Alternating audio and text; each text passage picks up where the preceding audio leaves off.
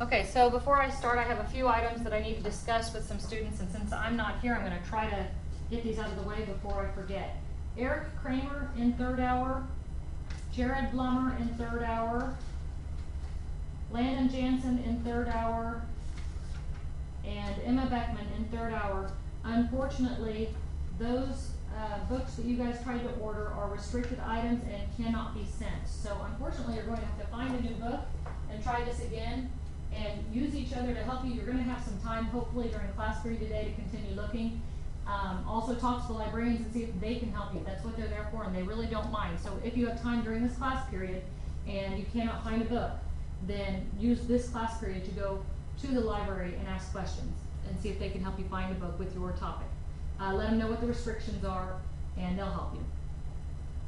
Okay, so at this point, hopefully you have your computers open. You already have the library webpage open where it has your book on it. Those of you who already have a book now that you've ordered. You have the page open and available that shows where your book is. In my case, I'm going to be talking about this one. You've already ordered your book, and so you have this page open. You also hopefully already have your MLA citation page open. The MLA template that you will be using for today, it should look like this. And it should already have your website citation on it, right here. And it should also have your online book, the Google book citation on it. And you should have already done one attempt at your print book, the one that you actually ordered from the library yesterday. Today we're going to double check to see if you did that one right. And I'm going to start from the bare bones beginning, just in case some of you forgot or have lost your assignment or your attempt. We're going to try to make sure that we've got this right. So I'm going to go to the Works Cited Page Instructions in Moodle. Remember that we keep all this information in Moodle, and we keep going back to the Works Cited Page Instructions. It is the 5th item down in the research unit. If I open up this document, I click on Enable Editing, and the very top example is the template I want to use for a book that I order from the library. So I'm going to get rid of this comment here by going up to Review, delete the comment. Then I'm going to copy this template, this one example, Control C, go back into my MLA template here, and do a Control V. I'm pasting it in. So now I can plug in the information that I need for my book. You can see here that we want the author's name, and if there's more than one author, remember it's last name, comma, first name, comma, and then you have to add the other author's first name, last name. Then we add the title of the book, and you will see how it is already italicized, and it is, if there is a subtitle, then you will include the subtitle of the book after a colon. If there is no subtitle, then we will eliminate the colon and the subtitle and just put the period there. Then we want the city of publication. Remember, if the city also is an obscure or ambiguous city, we need to include the 2-digit or 2-letter abbreviation of the state, followed by a colon.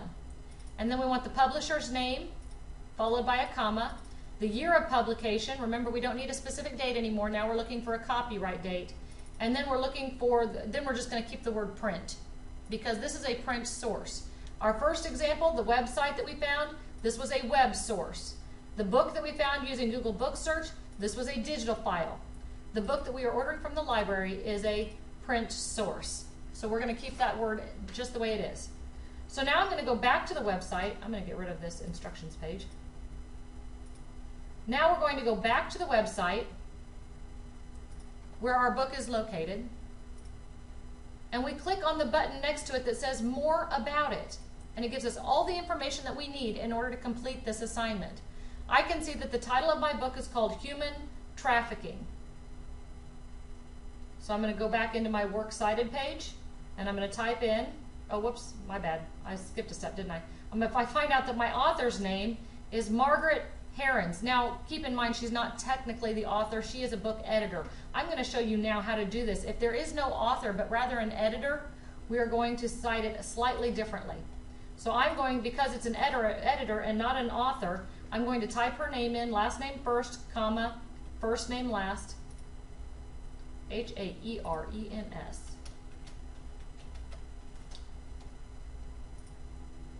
Margaret. And then I'm going to put ed period because she's an editor and not the author. You will not put comma space ed period unless you have an editor instead of an author. If there is an author, you put the author's name first. But if there is no author, then you'll put the editor's name, and you'll do it last name, comma, first name, comma, lowercase ed.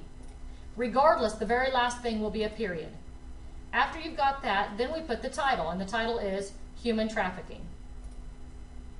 I don't have a subtitle of my book, so I'm highlighting the whole thing and just writing Human Trafficking.